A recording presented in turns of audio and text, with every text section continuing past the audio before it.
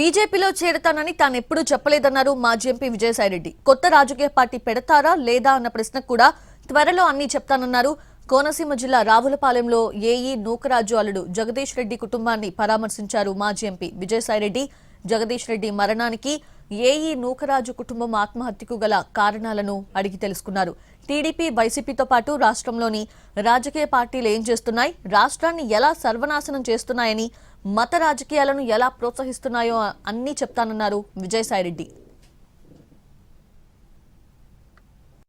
పొలిటికల్గా కూడా రాజకీయ పార్టీలు ఎలా చేస్తున్నాయి, ఏం చేస్తున్నాయి, కుటిల రాజకీయాలని, మత రాజకీయాలని అన్నింటినీ కూడా ఎక్స్పోజ్ చేస్తాను. మీరు అక్కడికి రండి. అది ఎవరైనా కూడా అది నేను విజయవాడలో నేను ప్రెస్ కాన్ఫరెన్స్ పెడతాను. వెరీ డీటెయిల్డ్గా చాలా వివరంగా ఈ యొక్క రాజకీయ పార్టీలు టీడీపీ కానీ, వైఎస్ఆర్సీపీ కానీ, మిగతా రాజకీయ పార్టీలు కానీ ఏం చేస్తున్నాయి, ఈ రాష్ట్రాన్ని ఎలా సర్వనాశనం చేస్తున్నాయి, మత రాజకీయాలను ఎలా ప్రోత్సహిస్తున్నాయి, ఆ విషయాలన్నీ నేను అక్కడ చెప్తాను.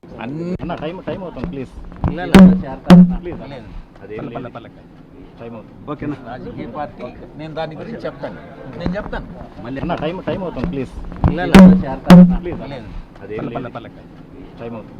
రాజకీయ పార్టీ నేను దాని గురించి చెప్తాను. అన్ని విషయాలు పొలిటికల్గా కూడా రాజకీయ పార్టీలు ఎలా చేస్తున్నాయి, ఏం చేస్తున్నాయి, కుటిల రాజకీయాలని, మత రాజకీయాలని అన్నింటినీ కూడా ఎక్స్పోజ్ చేస్తాను. మీరు అక్కడికి రండి.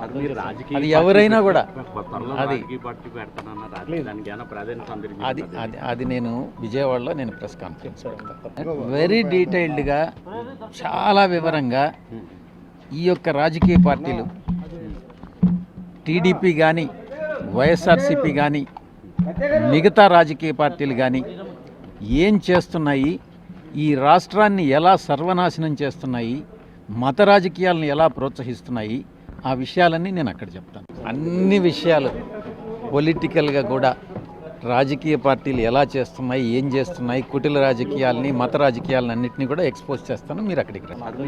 అది ఎవరైనా కూడా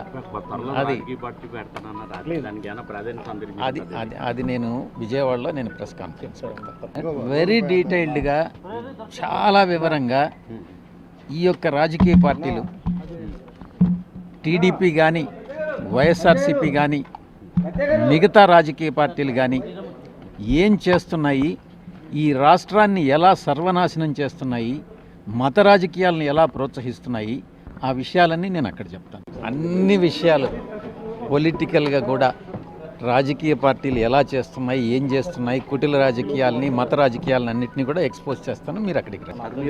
అది ఎవరైనా కూడా అది సర్వైవర్ ఈ యొక్క ఎపిసోడ్లో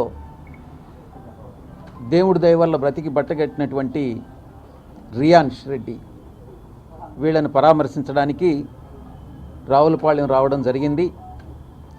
భాస్కర్ రెడ్డి గారు అన్ని వివరాలని వివరించడం జరిగింది. ఈ యొక్క సాదిక్ అనేటటువంటి వ్యక్తి ఒక సాధారణమైనటువంటి నేరస్తుడు కాదు. ఇతను కరుడుగట్టినటువంటి నేరస్తుడు. నాకున్న సమాచారం ప్రకారం సాదిక్తో పాటు మరో 9 మంది అదే సామాజిక వర్గానికి చెందినటువంటి వ్యక్తుల ముఠ, అంటే మొత్తం ఒక 10 మంది ఒక టెర్రరిస్టుల ముఠ. దురదృష్టవశాత్తు ఈ 10 మంది కూడా ముస్లిం మతానికి చెందినటువంటి వాళ్ళుగా సమాచారం వస్తూ ఉంది. ఈ యొక్క సాదిక్ వల్ల ఒక రెడ్డి కుటుంబం, హిందూ మతంలో ఉన్నటువంటి ఒక రెడ్డి కుటుంబం, ఒక బీసీ సామాజిక వర్గానికి చెందినటువంటి ఒక కుటుంబం మనకు తెలిసి ఈరోజు ఈ యొక్క ప్రపంచాన్ని వీడి వదిలి వెళ్ళిపోవడం జరిగింది. ఈ యొక్క కుటుంబం కాకుండా ఈ సాదిక్ నేతృత్వంలో ఉన్నటువంటి ముఠా 10 మంది ముఠా కాకినాడ పరిసర ప్రాంతాల్లో ఉన్నటువంటి ఒక 15 కుటుంబాలని ఇదే విధంగా వేధించి ఈ యొక్క హిందూ మతానికి చెందినటువంటి మహిళలందరినీ కూడా వాళ్ళ ఆస్తులు, ఆ కుటుంబంలో ఉన్నటువంటి ఆస్తులను లాక్కోవడం, వాళ్ళని మత మార్పిడికి కోసం ప్రయత్నించడం, ఇదంతా కూడా సమాచారం మనకు అందుతూ ఉంది. కానీ పోలీసు వ్యవస్థ నుంచి ఇప్పటి వరకు కూడా ఈ యొక్క కుటుంబానికి, అంటే నూకరాజు గారి కుటుంబానికి, నూకరాజు గారి భార్య మీనా గారు, నూకరాజు గారి కూతురు సౌజన్య, వీళ్ళ ముగ్గురు మాత్రం చనిపోయినటువంటి విషయం, వీళ్ళు బాధితులు అన్నటువంటి విషయం మాత్రమే తెలియవస్తుంది. కానీ కాకినాడ పరిసర ప్రాంతాల్లో, రాజమండ్రి పరిసర ప్రాంతాల్లో 15 కుటుంబాలు, హిందూ కుటుంబాలు, బాధిత కుటుంబాల నుంచి సమాచారం ఇంతవరకు పోలీసుల నుంచి కూడా బయట రాకపోవడం అన్నటువంటిది దురదృష్టకరం. ఈ యొక్క సాదిక్, సౌజన్య, జగదీశ్వర్ రెడ్డి వీళ్ళ ఆస్తుల్ని, అంటే స్థిరాస్తుల్ని కానీ, వాళ్ళ ఫోన్లు కానీ, వాళ్ళ బ్యాంకు లాకర్లు కానీ, ఆమెకు సంబంధించినటువంటి బంగారం కానీ, వాళ్ళ ఇంటి తాళం కానీ, వాళ్ళ హస్బెండ్ యొక్క ఫోన్, అంటే జగదీశ్వర్ రెడ్డి ఫోన్ కానీ, ఎస్బీఐలో ఉండేటటువంటి లాకర్ కీస్ కానీ, పనసపాడులో ఉన్నటువంటి ఒక స్థలం ఏదైతే ఉందో ఆ స్థలాన్ని కూడా సాదిక్ రాయించుకున్నట్టుగా, అది ఈ యొక్క పనసపాడులో ఉన్నటువంటి స్థలం నూకరాజు గారికి సంబంధించింది. ఈ ఆస్తులన్నింటినీ కూడా సాదిక్ రాయించుకున్నాడు. ఈ ఆస్తులతో పాటు భాస్కర్ రెడ్డి గారి తండ్రి అంటే పిత్రార్జితమైనటువంటి ఒక 40 సెంట్లు కమర్షియల్ భూమి, ఈ యొక్క ప్లేస్లో రావులపాలెంలో ఉన్నటువంటి భూమిని కూడా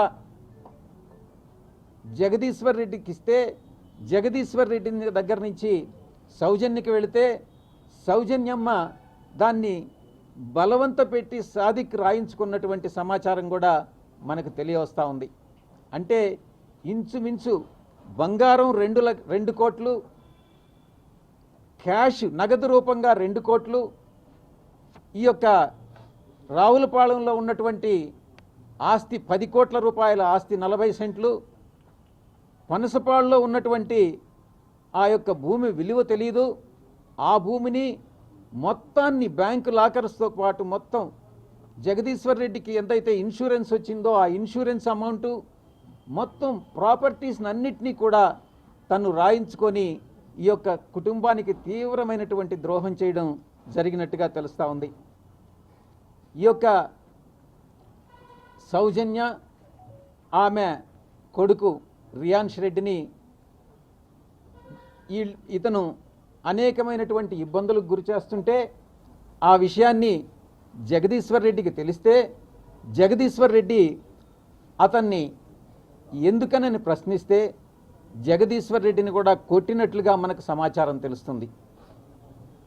కొట్టి అతన్ని భయభ్రాంతులకు గురి చేసినట్టుగా కూడా తెలుస్తూ ఉంది. ఎందుకనంటే సాదిక్ వెనక ఉండేటటువంటి టెర్రరిస్టుల ముఠా, 10 మంది టెర్రరిస్టుల ముఠా, ఈ ముఠా యొక్క ధ్యేయం హిందూ మతానికి చెందినటువంటి వ్యక్తులన్నింటినీ, కుటుంబాలన్నింటినీ ముస్లిమ్స్ మతానికి కన్వర్ట్ చేయాలన్నటువంటి ఒకే ఒక ధ్యేయంతో పనిచేస్తూ వస్తున్నటువంటి పరిస్థితి. ఇక జగదీశ్వర్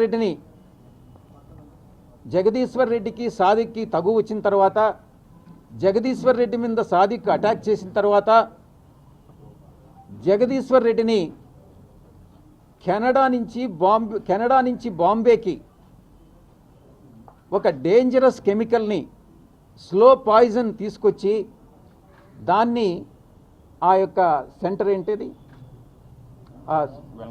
వెల్నాక్ సెంటర్లో హైదరాబాద్లో అంతకు ముందే 3 నెలల ముందు స్టార్ట్ చేసి చివరి డేంజరస్ పాయిజనస్ కెమికల్ని వెల్నాక్ సెంటర్లో ఇవ్వడం జరిగింది. ఆ స్లో పాయిజన్ ఇచ్చిన తర్వాత 3 నెలలు ఆరోగ్యం క్షీణించి జగదీశ్వర్ రెడ్డి చనిపోవడం జరిగింది. దీనికి కారకుడు సాదిక్. ముమ్మా పాత్రికేయ